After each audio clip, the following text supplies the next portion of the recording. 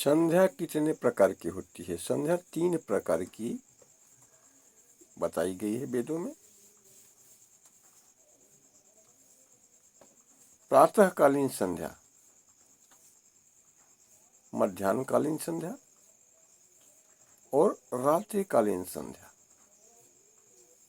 अब हम आपको बताएंगे संध्या सुबह और शाम। सूर्योदय के समय को सुबह कहते हैं और सूर्यास्त के समय को शाम या संध्या कहा जाता है। आम भाषा में, यह सांसारिक भाषा के दृष्टि से प्रत्येक नागरिक और व्यक्ति जानता है कि संध्या सायंकालीन समय को संध्या कहा जाता है, जिसे संध्या काल भी कहते हैं। वास्तव में विश्व विख्यात संध्या यही है, सुबह या प्रातःकाल और सायंकाल अथवा संध्या।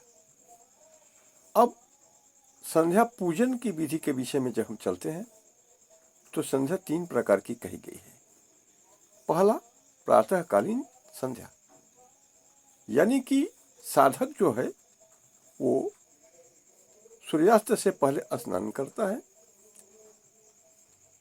सूर्यास्त से पहले उठता है, पृथ्वी को प्रणाम करता है और माँ के रूप में सम्मान देते हुए पृथ्वी को, फिर उसे प्रणाम करके उस पर पैर रखता है। पैर रखने के बाद नृत्य क्रिया की ओर आगे बढ़ता है। मृत्तिका लेने के लिए मृत्तिका मंत्र को पढ़ता है और फिर उससे हाथ धोता है। कब? पेशाब और टट्टी करने के बाद।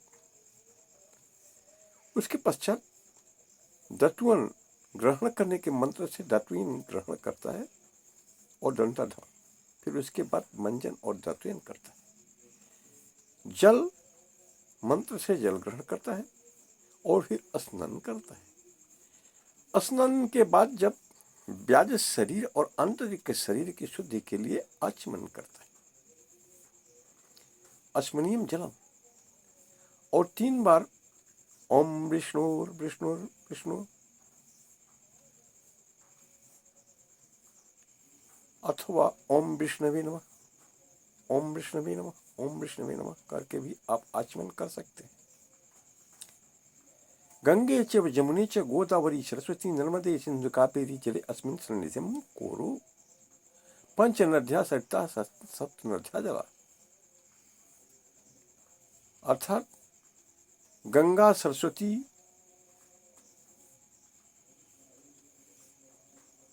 आदि नदियों का आवाहन करके जल को स्पर्श करता है और फिर उस जल से स्नान करता है। स्नान के पश्चात आचमन आसन पर बैठकर ओम पृथ्वी मंत्र मेरुपृष्ठ ऋषि शुक्लोम छंद कुर्मो देवता आसने विनियोग, आसन का विनियोग करता है और फिर उसके बाद आचमन ओम श्री विष्णवे नमः, आचमनीयम जलम, ओम एंग आत्मत्वम शोध्याम नमः स्वाहा, ओम ब्रिंग विद्या तत्वम शोध्याम नमः स्वाहा, ओम क्लीं शिव तत्वम शोध्याम नमः स्वाहा, ओम ऐं ह्रीं क्लीं सरतत्वम शोध्याम नमः स्वाहा। इस प्रकार आचमन के पश्चात फिर संध्या करता है। संध्या में अगर प्रातःकालीन संध्या है तो ओम सूर्यश्च मा मनुश्च मनुपत्यश्च मनुकृतेभ्यः पापेभ्यो यदा त्रया पापम कारसम मनसा वाचा हस्तभ्याम पदभ्यामुदरेण शिशिना रात्रिस्तदवलुम्पतु यत्किंचित् दुरितं मयि इदमहं मामृतयोनो सूर्ये ज्योतिश्जुहोमि। इस मंत्र को पढ़ने के बाद नोली क्रिया के पश्चात फिर मां गायत्री का ध्यान और गायत्री मंत्र का जप करता है। इसके पश्चात मध्याह्नकालीन संध्या भी इसी प्रकार होती है। उसमें मंत्र में थोड़ा सा मतलब बदल जाते हैं। उसमें होता यह है कि यत् किंचित दुरितम मयि, जहां बोला जाता है वहां होगा कि ओम सूर्यश्च मां मनुश्च मनुपत्यश्च मनुकृतेभ्यो पापेभ्यो यदा त्रया पापम कर्षम मनसा वाचा हस्तभ्याम पदभ्यामुदरेण शेषना अहस्तदवलुम्पतु यत्किंचित दुरितम मयि इदमहम मामृतयोनो सत्य ज्योतिष जुहोम स्व।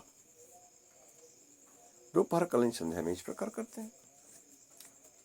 अब संध्या जो सूर्यास्तकालीन है उसमें ओम सूर्यश्च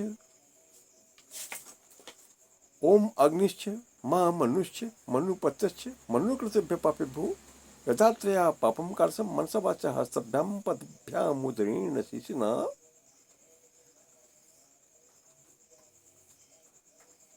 त्रिनश्चैवलिम्पतु यत्किंचित् दुरितं मयि इदमहं मामृतयोनो सूर्ये ज्योतिष जुहोम स्वाहा।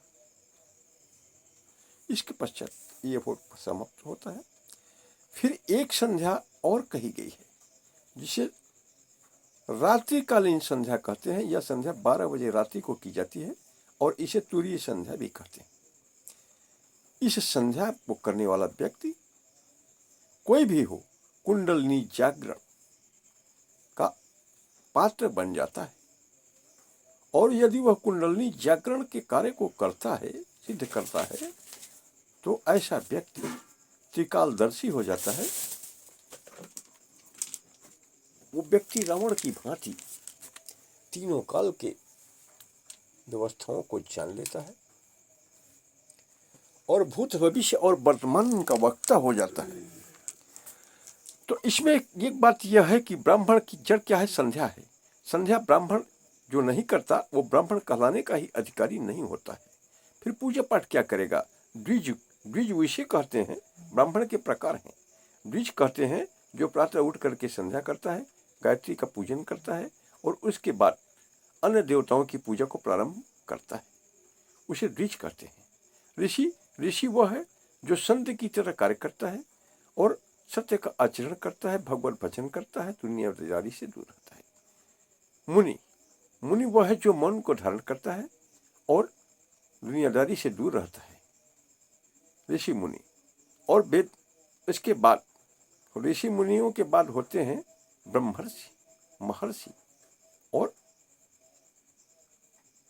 ऋषि। ये भी 3 प्रकार होते हैं। तो हम आपको बताना चाहेंगे कि ब्राह्मण कौन है? जो उठी प्रात नहात नहीं अरु देत न अर्घ सदा सबिता को, संध्या विधि करते जो नहीं गनिये यश ब्राह्मण शूद्र प्रथा को। आजकल नए नए पौधे उत्पन्न हुए हैं जो संध्या की विधि को ही नहीं जानते। उनसे पूछिए कि संध्या क्या होती है तो बता नहीं सकते, लेकिन पूजा पाठ करने के लिए सबसे आगे मैं पूजा करा सकता हूँ। अरे रुद्राभिषेक कौन सी चीज है? गृह प्रवेश करा सकता हूँ। गृह प्रवेश कौन सी चीज है? बड़ी बड़ी यज्ञ मैं करा चुका हूँ। ऐसा करके पूजा पाठ कराते हैं। लेकिन सर्वप्रथम उनसे ये पूछिए कि प्रातः काल या सायंकाल या मध्याह्न काल तुमने संध्या किस दिन में किया है, और अपने घर पर बुला करके जब किसी ब्राह्मण से आप पूजा कराएंगे उसे अपने घर पर रोक दीजिए और देखिए वो उससे कहिए मत संध्या आप करते हैं कि नहीं, और देखिए वो संध्या कर्म को करता है या नहीं करता है। अगर वो तीनों काल में कोई संध्या नहीं किया तो वो ब्राह्मण है ही नहीं। उसे ब्रह्म साक्षात्कार का कोई अधिकार नहीं है। वो ब्राह्मण बनने का पात्र नहीं है, ब्राह्मण कहलाने का अधिकारी नहीं है। केवल जन्मजात ब्राह्मण नहीं में कहा जा सकता।